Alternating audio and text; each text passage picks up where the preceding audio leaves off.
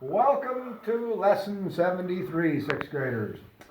Again, you can take a look at the side there, and you have the assignment 1 through 30, skip 24. And then on the flip side, where this is a fairly short lesson, the title is, of course, writing fractions as decimals. Hope everything's going well. Miss you guys a whole bunch.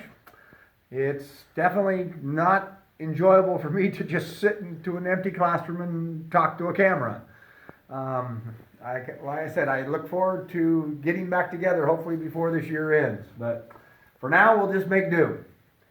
So anyway, writing fractions as decimal is what we're looking at. And it's not hard. We're also going to tie in some calculators with this, where there's going to be a parts that you can use a calculator with.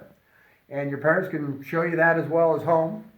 But the first part is what we want to do is we want to start with a fraction. This is a real basic fraction. As you can see, I have my fraction, and I'm just going to rewrite it beside it so you can kind of see the process. I start off with 1/2. Well, what I did is, you can see I put the 1, which is the numerator, and I put it inside the box. So again, it follows our same principle we said before. First box. It goes the first number that's on top. So before what we said something like if it's 6/2, well, what goes in the box? Well, we already said the first number goes in the box, then the second number goes on the outside. We set that up earlier in the year.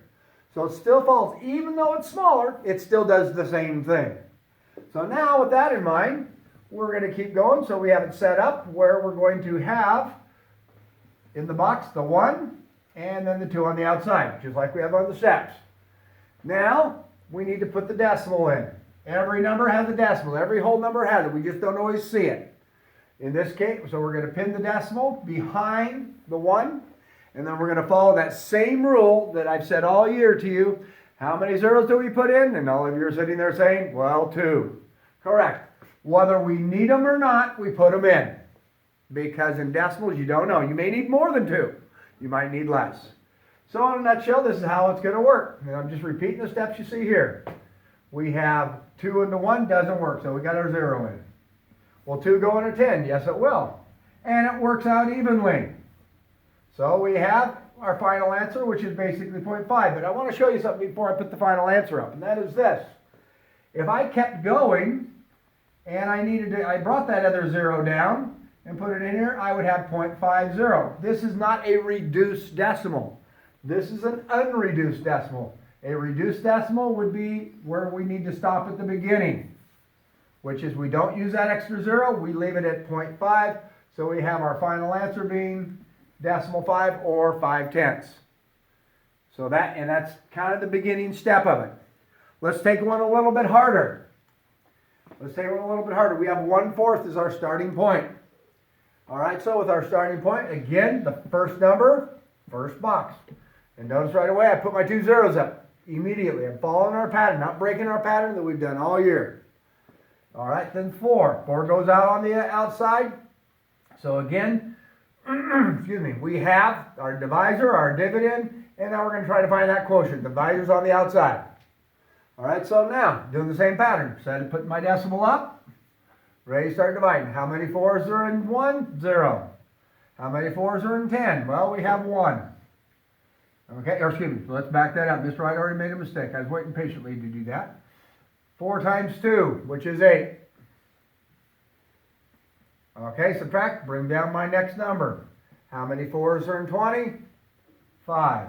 So we have, and it works out. So now we are left with our final answer, which equals 0.25, or 25/100ths, whichever you prefer to call it. Little twist, if I was going to write that as a fraction like we did on the last lesson, we have 2 decimal places. We need 2 zeros, which is 25/100ths. So we can go the other way. But again, this is last lesson. I just wanted to make sure I kind of review that a little bit with you from before. So let's erase that out there so we don't get any confusion with it.